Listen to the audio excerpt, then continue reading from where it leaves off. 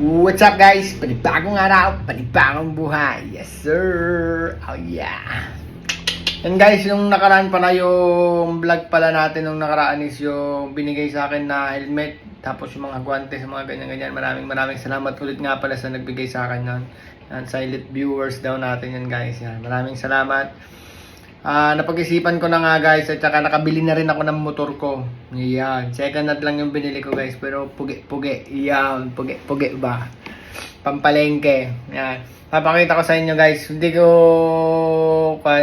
masyadong na videohan na ganyan-ganyan, pero at least kakagaling kasi namin sa guys, sa ospital. Siyempre lumabas na yung baby namin ni Lingling ko. Yeah, si baby Amori. Yeah, abangan yung buhay namin guys.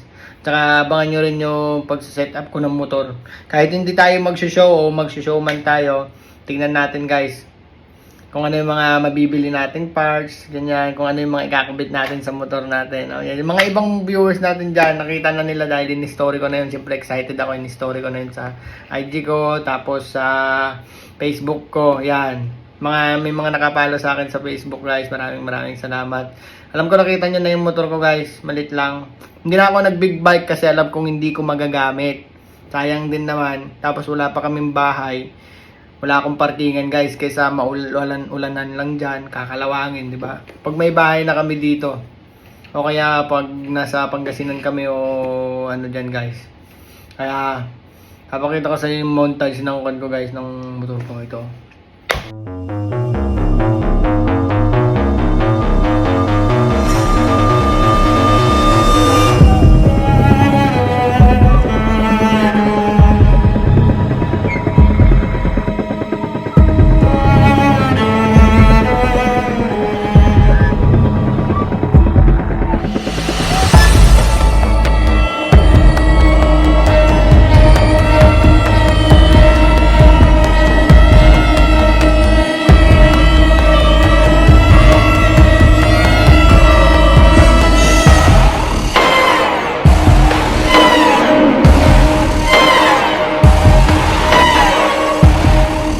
Ayan guys, yun nga yung motor ko guys. Sa mga nakakaalam din ng mga parts niya, yun po yung mga parts niya.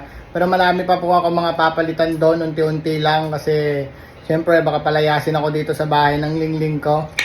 Mahirap na, nang bili ng mga parts dyan. Ayan. Shoutout nga pala sa nagbenta sa akin yun na taga Talavera, si Kuya Matmat. Ayan, siya yung nagbuo ng motor na yon at saka sinushow niya yon, kaya yun, itutuloy ko lang. Kaya mas papagandahin ko pa yun guys. Bibilihan natin ng mga madiin na parts hanggat sa kaya natin. Yeah! Guys, second hand lang yung motor na yun. Nagustuhan ko kasi syempre, hindi naman ako kasi para sa mga brand new. Pero ang gusto ko kasi mga naka-setup na, mga yung poging-pogi ba, yung poging pampalengke.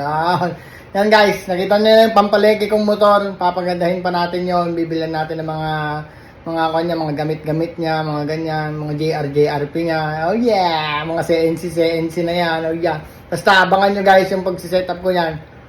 Di ko rin lang alam guys kung mag-show tayo o hindi kasi siyempre bagong panganak yung Lingling ko.